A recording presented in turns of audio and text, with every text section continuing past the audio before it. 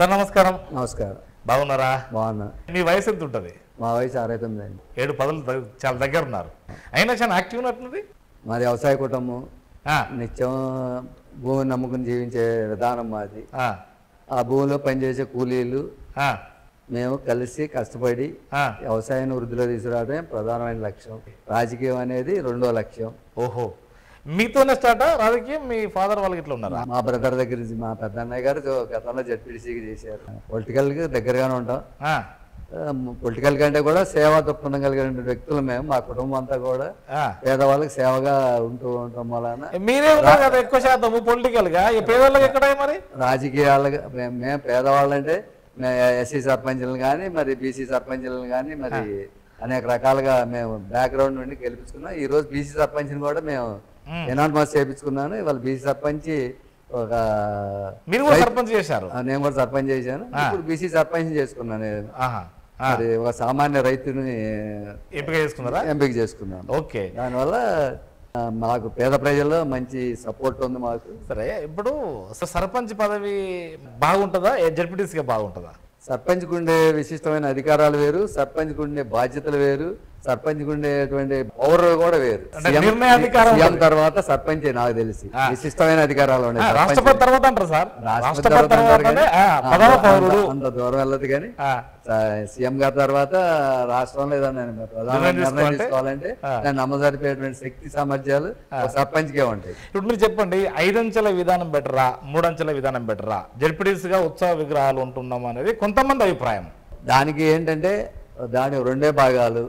5 అంచెలు ఉన్నప్పుడు కూడా మంచిదే. ఎలా మంచిదంటే దానికి తగ్గ నిధులు ఏర్పాటు చేసినప్పుడు 5 అంచెల మీద పరిపాలన బాగానే ఉంటుంది. అది కూడా ఇంతకన్నా ముందు 3 అంచెలు ఉండే. 3 అంచెలు ఉన్నాయి. 3 అంచెలు ఉన్నప్పుడు ఏమవుతుందంటే మనకి ఖర్చు తగ్గుద్ది, ప్రభుత్వానికి ఖర్చు తగ్గుద్ది, నాయకుల పోటీతత్వం తగ్గుద్ది. దీనివల్ల ఏంటంటే ప్రజాసేవకులు పెరుగుతారు 5 అంచెల విధానంలో. మనం ఏది బెటర్ అనుకుంటే దాన్ని తీసుకోవడం తప్ప. కాకపోతే విధులు నిధులు కేటాయిస్తే ఏదైనా బెటరే. ఇప్పుడు మన గతంలో మన ఉమ్మడి రాష్ట్రం మద్రాసు ఉంది. తర్వాత మనం విడిపోయి మరి హైదరాబాద్ తెచ్చుకున్నాం. హైదరాబాద్ విడిపోయి ప్రత్యేక తెలంగాణ, ప్రత్యేక ఆంధ్ర అయిపోయింది. పరిపాలన తగ్గాలనే కదా మరి జిల్లాలు పెంచుకుంటూ వెళ్ళాం. మరి వాళ్ళ పరిపాలన అంతా కూడా అవసరాలు, ప్రజల అవసరాలు ఎక్కువగా తీర్చాలంటే అధికారం అనేది అందుబాటులో ఉండాలి, వ్యవస్థ అనేది. ఇప్పుడు మీరు చెప్పండి, వైసీపీ టీడీపీ ఇక్కడ ప్రధానంగా 2 పోటీ పడుతున్నాయి. మొదటి తప్ప తెలంగాణ ఆంధ్ర విడిపోయిన తర్వాత టీడీపీకి అధికారం వచ్చింది. సో ఇప్పుడేమో వైసీపీకి. 2 పార్టీలలో ఏ పార్టీ లేదా ఏ ప్రభుత్వము బెటర్గా ప్రజలకు సేవ అందించింది అనుకోవచ్చు? ఇవాళ ప్రజల యొక్క అభివృద్ధి, ప్రజల యొక్క ఆరోగ్య రీత్యా కానివ్వండి, వాళ్ళ డెవలప్మెంట్ కానీ, కొనుగోలు శక్తి కానీ వైఎస్ఆర్సీపీ పార్టీ ఇచ్చింది. ఎందుకు టీడీపీ ఇవ్వలేదా? టీడీపీ ఇవ్వలేదు. ఎందుకు ఇవ్వలేదు సార్? మీరు వైసీపీ పార్టీ కాబట్టి అంటున్నారా? వైసీపీ అని కాదు, టీడీపీ పార్టీ ఉండగా ఏ పేదవాడు కూడా సరైన షర్ట్ వేసుకుని కానీ, సరైన షూ వేసుకుని కానీ, సరైన స్కూల్లో చదువుకుని కానీ, సరైన వైద్యం కానీ ఎక్కడ ఏది అందలేదు. వాళ్ళు ధనవంతులకే దోసిపెట్టారు. వాళ్ళ మేనిఫెస్టో ఎలా ఉందండి? వాళ్ళ మేనిఫెస్టో అంతా ధనవంతులకు దోసిపెట్టే మేనిఫెస్టో. ఆ మేనిఫెస్టో అంతా కూడా పేదవాళ్ళ సంక్షేమానికి వినియోగించాం. ఈ రోజు కూలి చేసుకునేవాడు కూడా మార్కెట్కి వెళ్ళి 10,000 రూపాయలు వస్తువు కొనుగొనే స్థాయికి మేము పెంచాం.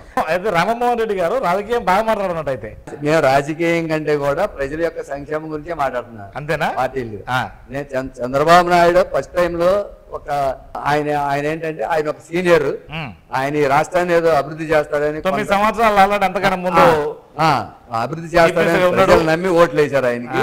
అసలు రాజధాని అక్కర్లేని చాటు కాడ 3 పంటలు పండే కాడ రాజధాని పెట్టి ఒక జిమ్మికుల రాజధాని చేశారు దాన్ని. అది రాజధానికి సూట్ అయిన ప్లేసే కాదు అది. అంతేనా? అది ప్లేస్ అయిన విజయవాడ దగ్గర ఉంటుంది. మనకి విజయవాడ దగ్గర ఉందా, గుంటూరు దగ్గర ఉందా అనేది కాదు. అక్కడ మనం విడిపోయాం. మన చిన్న కుటుంబం, మనకు ఆర్థిక వనరులు లేనప్పుడు తక్కువ ఖర్చులో మన రాజధాని ఎక్కడ అభివృద్ధి అయిందనే చూడాలి. మనం ప్రజలకి తక్కువ ఖర్చుతో ఆ రాజధాని ఎక్కడ అందియాలనే చూడాలి. అది ఫస్ట్ పాయింట్ నేను చెప్పాలి. మన దగ్గర డబ్బులు లేవు. డబ్బులు లేనప్పుడు ఎలా ఎదుగుతాం? మనం విడిపోయి ఉన్నాం. కేంద్ర ప్రభుత్వం నుంచి మనకి ఏ విధంగా సహకారం రావట్లేదు. అలాంటప్పుడు నువ్వేం చేయాలి? మన పేద ప్రభుత్వం, మన పేద. ఇంకోటి 10 సంవత్సరాలు ఉమ్మడి రాజధాని ఉంది కదా, ఇక్కడ తాత్కాలిక రాజధాని కట్టుకోవాల్సిన అవసరం ఏంటి? అవసరమే లేదు. హైదరాబాద్ ఉండేనే మనం పరిపాలన చేసుకునే పని కట్టాలి కానీ పర్మనెంట్ ఉండాలి. తాత్కాలికంగా మనం రాజధాని నిర్మించుకునే పని మనం చేసుకునే పని. కానీ అసలు ఆ ప్లేసే కరెక్ట్ కాదు కదా. అక్కడ గట్టిగా వర్షాలు పడితే చుట్టూ నీళ్ళు 8 అడుగులు 9 అడుగులు లైట్ లేపాలంటే మనం ఎంత డబ్బు ఖర్చు పెట్టాలి? ఎక్కడి నుంచి తేవాలి ఆ మట్టి అంతా? ఎలా సాధ్యం అది? సరే, మరి ఇక్కడ 3 రాజధానులు ఇప్పుడు మీరు సపోర్ట్ చేస్తారా? అయితే 3 రాజధానికి మేము సపోర్ట్ చేస్తాం. ఎందుకు? వ్యక్తిగతంగా నాకే లాస్. ఇక్కడ నాకు రాజధాని ఏరియాలో కూడా భూమి ఉంది, అయినా కూడా నేను బాధపడతల్లా. నేను ఒక్కడనే భోజనం చేయాలని నేను కోరుకోవట్లే. ఈ రాష్ట్రంలో ప్రజలందరూ సుభిక్షంగా ఉండాలి, ఆంధ్ర రాష్ట్ర ప్రజలందరూ కూడా సంతోషంగా ఉండాలి.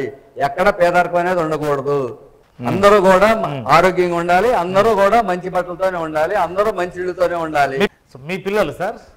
మా పిల్లలు 2, బాబు పాప. ఎక్కడ ఉన్నారు? కాలిఫోర్నియాలో ఉన్నారు. అబ్బాయి? అమ్మాయి కోదాడ ఉంది. మీరు ఎప్పుడన్నా అమెరికా పోయారా? వెళ్ళాం. 4 సంవత్సరాల క్రితం వెళ్ళాం. సిస్టమ్ ఎలా ఉంది? సిస్టమ్ బాగుంది అక్కడ. నేను ఎందుకు అడిగానంటే మీరు అన్నారు కదా అందరూ సమానంగా ఉండాలి, ఇట్లా ఉండాలి కదా. అక్కడ సిస్టమ్ ఇక్కడ ఇప్పుడు ఇంకా ఇంప్లిమెంట్ కాలేదు కదా. ఎప్పుడు అక్కడ లాగా ఇక్కడ అవుతుంది అనుకోవచ్చు. ఇక్కడ మనకి నాకు తెలిసి ఇంకా 10 years లో మా ప్రభుత్వం ఆ ఇంప్లిమెంట్స్ దాదాపుగా 90% తీసుకొస్తుంది. ఈ రోజు మన పిల్లల ఎడ్యుకేషన్ పూర్తిగా ఎడ్యుకేషన్ లోకి వెళ్ళిపోయిన తర్వాత 10 years కి మాక్సిమం వెళ్ళిపోతారు. ఇప్పుడు 5th 6th 4th లో ఉన్నారు. వీళ్ళంతా కూడా ఇంటర్మీడియట్ దాటితే ఏ సిస్టమ్ పెట్టినా కూడా ఇమీడియట్ గా క్యాచ్ చేసే శక్తి సంపాదించుకుంటారు. ఈ రోజు నేనున్నాను, నేను 4వ తరగతి చదువుకున్నా. నేను ఈ రోజు సిస్టాన్ని అందుకోవాలంటే అందుకోలేను. వ్యవసాయం చేయగలను, మనం చేయగలుగుతాం. మరి మా మనవాళ్ళు వచ్చే తల్లికి ఆ సిస్టాన్ని మొత్తం క్యాచ్ చేయగలం. ఏదైతే టెక్నాలజీలోకి వెళ్ళి మనం దాన్ని అందుకుని మనం దేశాన్ని, మన రాష్ట్రాన్ని అమెరికా సిస్టమ్ లో జగన్మోహన్ రెడ్డి గారు తీసుకెళ్తారు ఖచ్చితంగా. అంటే అమెరికాలో ఉన్న సిస్టమ్ ఇంకా కొంత కాలం పడుతుంది అంటారు మీరు? పడుతుంది, ఖచ్చితంగా పడుతుంది. అక్కడ సిస్టమ్ ఎలా ఉంది అసలు? అక్కడ సిస్టమ్ చాలా బాగుంది. ఎందుకు అక్కడ సిస్టమ్ ఏంటంటే ఫస్ట్ అక్కడ ఒక డిసిప్లిన్ అలవాటు చేశారు. ప్రభుత్వాన్ని గౌరవించడం, టయానికి ఇల్లు ఇవ్వటం. ఓన్లీ ఎలక్షన్ అప్పుడు ఎలక్షనే అక్కడ. నేను అక్కడ అడిగి తెలుసుకున్నాను. టయానికి ఇల్లు ఇస్తారు, నీకు ప్రభుత్వాన్ని గౌరవిస్తారు, చట్టానికి అసలు వ్యతిరేకంగా వెళ్ళలేరు ఎవరు కూడా. వెళ్తే మాత్రం చాలా నేరం అనుభవించాల్సిందే. వాడు ఎందుకు పనికిరాడు అక్కడ. అంటే శిక్షణ కూడా కఠినంగా ఉన్నాయి అక్కడ. దానివల్ల అక్కడ లేవు. మనం రాంగ్ డ్రైవింగ్ చేసినా, రాంగ్ గా ప్రవర్తించినా ఇమీడియట్ గా కంప్లైంట్ వెళ్తే అరెస్ట్ చేసేస్తారు. అంతే. నీకు ఎక్కడ కూడా వాళ్ళ బిహేవియర్ కూడా ఎలా ఉంటది అంటే, పోలీసు వాళ్ళ బిహేవియర్ కూడా మన పోలీసు వాళ్ళ బిహేవియర్ చాలా తేడా ఉంది. వాళ్ళు స్మైల్ తోనే పెన్ను రాస్తూనే ఉంటది. 10 మంది ఆర్డర్లు వేసుకురావటం, ఆర్పాటం చేయటం ఏముండదు. సింగిల్ గా ఉంటాడు, నో సారీ సారీ అంటాడు, రాసేస్తాడు, స్లిప్ చేతులు పెట్టేస్తాడు. నువ్వు ఫైన్ కట్టుకోవాల్సి, కట్టుకోవచ్చు జైలుకి వెళ్ళాల్సి. జైలు కూడా చాలా కఠినంగా ఉంటుంది. టైం ఉంటుంది కదా, అప్పటికప్పుడు కట్టుడు కాదు కదా. నువ్వు ఈ రోడ్ లో 80 కిలోమీటర్ స్పీడ్ వెళ్ళాలంటే ఖచ్చితంగా 80 కిలోమీటర్లు వెళ్ళాల్సిందే. ఈ రోడ్ లో 10 కిలోమీటర్ స్పీడ్ వెళ్ళాలంటే 10 కిలోమీటర్స్. ఈ రోడ్ లో 150 కిలోమీటర్ స్పీడ్ వెళ్ళాలంటే వెళ్ళాల్సిందే. నా ఇష్టం రోడ్డు, నేను ఏడ ఆపుతాను, నేను ఇక్కడ పెడతాను లేదు. అక్కడ గ్రీన్ రెడ్ 2 లేబుల్ వేస్తాడు మన ఇళ్ల ముందు కూడా. కారు నువ్వు ఎన్ని, ఇప్పుడు ఇది మన ఇల్లు కదా అందుబాటులో ఉందని నీ ఇంటి ముందు నువ్వు కారు ఎత్త కుదరదు. నీ ఎక్కడైతే గ్రీన్ పెట్టాడు అక్కడే ఆపుకోవాల్సిందే. రెడ్ మార్క్ కార్డు పెడితే ఇమీడియట్ గా నీకు ఫైన్ పెట్టిపోతుంది $5,000. మీరు చదువుకున్న 4 కాకపోతే బాగా సమాచారం. అలా ఉంది సిస్టమ్ అనేది అక్కడ. నువ్వు ఎక్కడ కూడా రోడ్డు మీద వస్తువునేది అక్కడ కారులో తిన్నా సరే క్యారీ బ్యాగ్ లో పెట్టుకుని అది తీసుకెళ్లి అక్కడ డస్ట్బిన్ ఎక్కడ ఉంటే అక్కడ ఆపేయాల్సిందే తప్ప ఇష్టం వచ్చిన డేటానికి లేదు. అట్లాంటి సిస్టమ్ ఉంది అక్కడ. మనకు రావాలంటే మనం కూడా ఇక్కడ డిసిప్లిన్ నేర్పాలి పిల్లలు. ఆటోమేటిక్ గా చదువు వచ్చినప్పుడు ఆటోమేటిక్ గా పిల్లలు ఎంత కొంత నేర్చుకుంటారు స్కూల్లో. మేము అదే స్కూల్లో చెప్తున్నాం. మీరు ఆరోగ్యంగా ఉండాలంటే పరిశుభ్రత పెంచుకోవాలి. స్కూల్ చుక్కలు కూడా ఎక్కడికంటే పారేయకూడదు. మీరు కూడా ప్రతిదీ ఏ వస్తువు తిన్నా సరే అది బ్యాగ్ లో పెట్టుకుని అక్కడ డస్ట్బిన్ ఎక్కడ ఉంటే అక్కడ వేయాలని నేను స్కూల్లో చెప్తున్నాను. నేను ప్రతి స్కూల్లో చెప్తున్నాను. నేను కొంతవరకు మెయింటైన్ చేస్తున్నారు ఇప్పుడు. ఓకే, ఇక్కడ విద్య వైద్యం పైన మెరుగైన సౌకర్యాలు ఇంగ్లీష్ మీడియం కూడా వచ్చింది అంటున్నారు. సౌకర్యాలు ఉన్నాయా, ఇంకా కావాల్సిన అవసరం ఉందా? సౌకర్యాలు ఇప్పుడు చాలా ఏర్పరిచాం మనం. అయితే వాటిని అందుకునేటువంటి నాలెడ్జ్ కూడా మనకు ఉంది. కానీ మరి ఎందుకు చంద్రబాబు గారు అసలు ఎందుకు వాళ్ళకు తెలుగే రాదంటే ఇంగ్లీష్ మీడియం ఎందుకన్నారు? ఆయన ఆలోచన ఎంతసేపు ఏంటంటే ప్రజల్ని ఎక్కడైనా అడుగుని అట్టు పెడితే ఎప్పుడు మనం చెప్పినట్టు వింటారు, వాళ్ళు తెలియమీరితే మన మాట విన్నారు అనే భావన వాళ్ళకి ఎక్కువ ఉంది. ఈ రోజు కూడా విమర్శ చేసేది వాళ్ళు ఏంటంటే పేదవాళ్ళకి దోసి పెడుతున్నారు, పేదవాళ్ళు పని చేయట్లేదు అని అంటున్నారు. ఉన్నాడు ఏం పని చేస్తున్నాడు? నువ్వేం పని చేస్తున్నావు? పేదవాడు వచ్చి అన్నం వండి పెడితే తింటున్నావు, పేదవాడు వచ్చి కారు తోలితే తోలుచుకుంటున్నావు. నువ్వేం పని చేస్తున్నావు? నువ్వేం పని చేస్తున్నావు అంటే వాళ్ళు వచ్చి చేసి పెడితే తిని నువ్వు పడుకుంటావా కానీ అంటే నీ ఆలోచన ఇదా? అది కాదు కదా అమెరికా సిస్టమ్. ఎవరికి అమెరికాలో సిస్టమ్ ఏముంది? దూరదృష్టి చూసుకోవాల్సింది. చంద్రబాబు గారు అంటేనే ఒక విజన్ ఉన్న నాయకుడు, దూరదృష్టి ఉన్నది, రకరకాల అంటారు. ఇవన్నీ ఉత్తాయేనా? అవన్నీ ఉట్టి.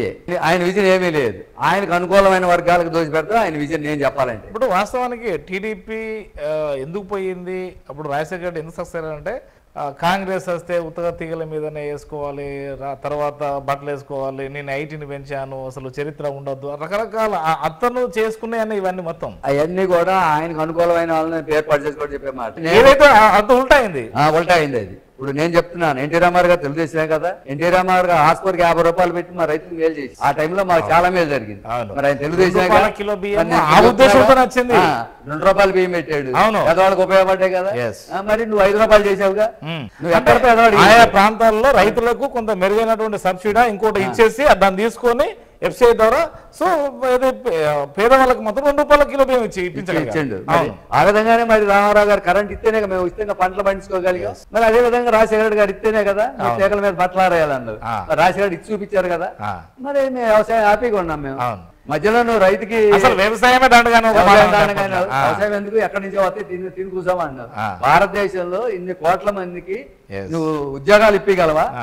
ఎందుకు చంద్రబాబు గారి దురుసుడు మాటలా లేకపోతే నిమ్మగడ్డ వీళ్ళందరూ చేయబట్టి ఇది వైసీపీకి ప్లేస్ అవుతుంది కదా. అంటే ఎగ్జాంపుల్ మీ ఎలక్షన్ ఆపడం కావచ్చు, లేకపోతే మొన్న ఈ పింఛన్లు ఆపడం కావచ్చు, రకరకాలు ఇవన్నీ వాళ్ళు మాట్లాడేవన్నీ కూడా మాకే అనుకూలంగా అయినాయి. ఈ రోజు వాళ్ళు పార్టీలు 3 పార్టీలు కలవడం కూడా మాకే అనుకూలమైంది. ఎక్కడ వాళ్ళకి అనుకూలంగా చేసుకోలేకపోయారు.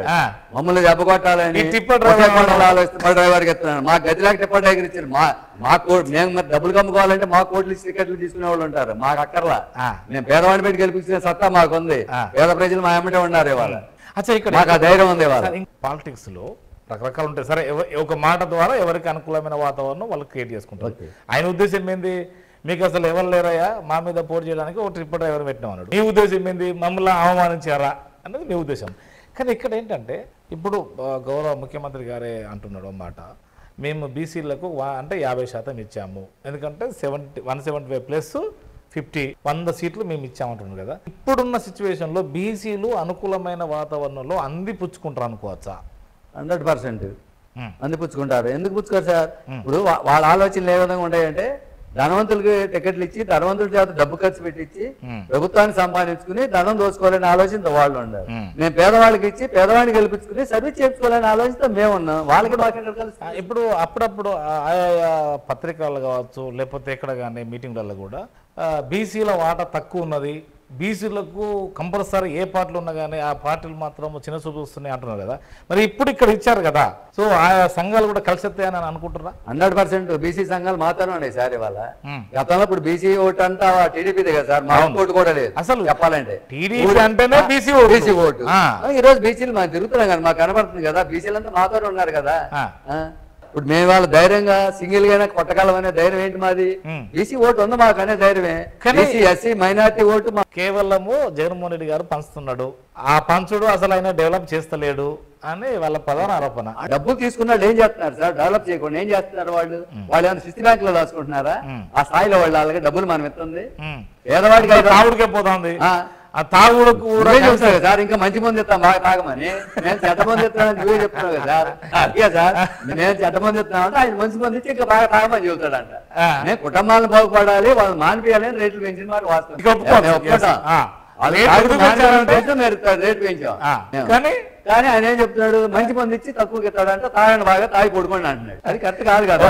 అంటే ఒక ప్రయాణంలో మళ్ళీ వెనకకి కొంత మీరైతే అనుకూలమైన వాతావరణంలో ప్రతి మాటను తీసుకుంటాను సార్. ఏ పేదవాడైనా సరే అతను శ్రామికంగా కష్టపడాలంటే అతను ఆరోగ్యంగా ఉండాలా, శక్తివంతంగా ఉండాలా లేదా? ఒక మాట చెప్పండి మీరు. ఏ పార్టీ అయినా సరే అతను మంచి తిండి మంచి ఆరోగ్యంగా ఉంటేనే కదా కష్టపడేది. ఎలా సాధ్యం అది? పేదవాడు అర్ధాకలతో ఉంటే వాళ్ళ చేత సర్వీస్ ఎలా చేసుకోగలుగుతాం మనం? వాడు బస్తా ఎలా మోస్తాడు? వాడు పార పట్టుకుని పని ఎలా చేస్తాడు? ఒక కార్మికుడు వెన్నుబట్టు రాసినంత ఈజీ కాదు సార్ ఇవన్నీ చేయటం. అంటే ఒక రోడ్డు కావాలంటే నీకు ఒక చేలోకి వెళ్ళి వ్యవసాయం చేయాలంటే ఎంత కష్టంతో కూడుకున్న పని, ఎంత బరువులు ఎత్తాల్సిన పని. ఇప్పుడు ఎలా ఉంది ఇక్కడ కుమార్ రాజన్ ఏమో టీడీపీకి, అనిల్ కుమార్ ఏమో వైఎస్ఆర్పి ఇప్పుడు సిట్టింగ్ ఎమ్మెల్యే కూడా ఎవరికి ఎక్కువ ఉన్నా అనుకోవచ్చు. అసలు మీరు ఏంటి మీరు ఏమి ఎలా మీరు ఓటర్ను అడుగుతారు? సార్ అనిల్ గారు చదువుకున్న వ్యక్తి, బాగా మంచిగా లౌక్యము అందరినీ కలుపుకునే మనస్తత్వం ఉన్నటువంటి వ్యక్తి అనిల్ గారు. ఓకే. ఎక్కడ కూడా అధికారం ఉందని విరవేయకుండా 5 సంవత్సరాల నుంచి కూడా ప్రజల మధ్యలోనే తిరిగి ఆయన చేత అయిన వరకు ప్రజలకు ఉపయోగపడుతూ వచ్చాడు తప్ప ఎక్కడ తప్పు చేయలేదు ఆయన. మరి నారా లోకేష్ గారు పాదయాత్ర పెట్టుకున్నారు, యువగలం పాదయాత్ర, వాళ్ళు కూడా చాలా తిరిగారు, మేమే అధికారంలోకి వస్తున్నాం అంటున్నారు కదా సార్. వాళ్ళు ఏదైనా సబ్జెక్ట్ మీద ఒక మంచి సబ్జెక్ట్ తీసుకుని ఆ సబ్జెక్టు ప్రజలకు చెప్పాలని వాళ్ళని, అంతేనా? చెప్పాలని వాళ్ళని ఈ రోజు కూడా ఒక సబ్జెక్ట్ చెప్పాలని వాళ్ళని మా మీద ఓకమ్మడిగా ఏదో జగన్ వెళ్ళిపోవాలని అంటాం తప్ప జగన్ ఇదిగో చేశాడు, రాక్షస పరిపాలన, ప్రజలకి అన్యాయం చేశాడు, ఈ విధంగా చేశాడని చెప్పాలని వాళ్ళని. అదో ఇప్పుడు ఉద్యోగం ఇస్తామన్నాడు జగన్ గారు, ఒకటి కాదు కదా సార్, చాలా ఆయన నవరత్నాలు చెప్పిండు, ఉద్యోగాలు ఇస్తామన్నారు, ఏది క్యాలెండర్ ఏది మేము ప్రకటిస్తామన్నారు, ఇవన్నీ కూడా ఉన్నాయి కదా. ఉన్నాయి. ఇప్పుడు సచివాలయం పెట్టారు, ప్రతి విలేజ్ లో కూడా ఎవరి దగ్గరికి వెళ్లకుండా మండలాఫీస్ చుట్టూ తిరగకుండా నీ ఇంటికి వచ్చి నీ death certificate, family certificate, cash certificate, నీకు ఏదైనా లోన్ కావాలంటే అప్లోడ్ వాళ్ళే చేసి పెడుతున్నారు కదా. వాళ్ళు ఎక్కడ తప్పు చేస్తారు? వాళ్ళు ఏమైనా డబ్బులు తీసుకుంటున్నారు నీ దగ్గర? మరి గతంలో అయితే నీ ఆర్డీ ఆఫీస్ దగ్గరికి వెళ్ళి ఎన్నో రోజులు ఆర్డీ ఆఫీస్ ఫ్యామిలీ సర్టిఫికేట్ కావాలంటే నేను నువ్వు చూడే తీసుకున్నా, 5 రోజులు తిరగాల్సి వచ్చింది. ఈ రోజు ఫ్యామిలీ సర్టిఫికేట్ కావాలంటే 5 నిమిషాల్లో నేను ఇంటికి తెచ్చిస్తాను. ఏం తప్పు చేస్తాను? ఇది సౌకర్యం. ఫ్యామిలీ సర్టిఫికేట్ కావాలంటే వాలంటీర్ వ్యవస్థ వల్ల వాళ్ళు డబ్బులు తీసుకున్నారా? నిరూపించమని వాళ్ళని నిరూపించాలి కదా. ఒక్కసారి నిరూపించండి. ఇదిగో వాలంటీర్ డబ్బులు తీసుకుని పని చేసింది, సచివాలయం చెప్పండి ఇది 5,000 తీసుకున్నాడు, చెప్పండి. నీ ఆరోపణలో పసైతే చూపించాలి కదా. రాక్షస పాలన ఒకటే, పాలన, దుర్మార్గుడు, రౌడీ, గోండా, ఓ సీఎంని పట్టుకుని మాట్లాడిన భాష అనేది ఆయన ఏం తప్పు చెప్తున్నాడో నిరూపించండి సార్. అంతకుడు ఇవన్నీ నీవేం ప్రజలకు అతను ఏం ద్రోహం చేస్తున్నాడు, ప్రజల డబ్బులు ఏం దోచుకుంటున్నాడు చెప్పు నువ్వు. సో ఇది ఒక సబ్జెక్ట్ రావాలి. ఒక సబ్జెక్ట్ అంటే అది పవన్ కళ్యాణ్ గారు మాట్లాడినా, ఆయన మాట్లాడినా ఇదిగో జగన్మోహన్ రెడ్డి ప్రజలకు పలానా వర్గానికి అన్యాయం చేశారని చెప్పమన్నాడు. వాస్తవానికి పవన్ కళ్యాణ్ గారు అసలు టీడీపీతో జత కట్టడం చాలా ప్రమాదంలో ఉన్నట్ట. అంతే. అవును, ఆయన కొని తెచ్చుకుంది అది. అంతకన్నా ముందు అంటే 2 దఫాలుగా పోటీ చేశారు, ఇది 3వ దఫా పోటీ చేయబోతున్నారు. ఆయన నమ్ముకున్న కార్యకర్తల్ని, ఆయన నమ్ముకున్న క్యాడర్ని ఆయన మోసం చేశాడు సార్. ప్రజలు మోసం చేయడం ఏమంటారు కష్టం ఆయనకి. అంటే అట్లాంటి కాదు, చంద్రబాబు నాయుడు ఒప్పుకున్నట్టుంది. అట్లా కాదు, ఇట్లా అలాగా సార్. మిమ్మల్ని నమ్ముకుని 10 సంవత్సరాల నుంచి సొంత డబ్బులతో వాళ్ళు తిరిగారు. నేనే సొంత డబ్బులతో జనసేన కార్యకర్తలు కూడా బండికి పెట్రోల్ కొట్టించుకుని 1000 రూపాయలు 500 ఖర్చు పెట్టి తిరిగారు సార్. జనసేన కార్యకర్తలు కూడా నాకు దగ్గర వాళ్ళు ఉన్నారు. నువ్వు వాళ్ళు మోసం చేసావు కాదా? నీకేమవుతుంది? నీ పార్టీని వదిలిపెట్టి సవారీ అవసరం ఏమవుతుంది? నువ్వు ఎందుకు ఉండలేకపోయావు? కలవాలి చెప్తే కలుస్తాను సార్ ఎవరైనా, అది వేరు. నువ్వు పరుగులు తీయాల్సినంత అవసరం ఏముంది? అది నేను అడిగేది. నీ దగ్గర స్టెబిలిటీ ఏది? నీ కార్యకర్తలే నువ్వు మోసం చేసావు, నీ నాయకులు నువ్వు మోసం చేసావు కదా అని నా అభిప్రాయం. ఇక్కడ లోకల్ ఇట్లాంటి సమస్యలు ఎదుర్కొంటున్నారు. వాళ్ళ మానసికంగా వాళ్ళు కోలుకోలేకుండా ఉన్నారు జనసేన వాళ్ళు. మన పరిస్థితి ఏంటి అనేది. ఓకే, ఇప్పుడు షర్మిల రావడం వల్ల ఎవరో మేలు జరుగుతుంది? షర్మిల వల్ల మాకేం కాదు సార్. షర్మిల నమ్మి ఎవరు ఓటు. ఇప్పుడు జగన్ గారు జైలుకి వెళ్ళడం వల్ల సానుభూతి పెరిగింది, సక్సెస్ అయ్యాడు, సీఎం అయ్యాడు.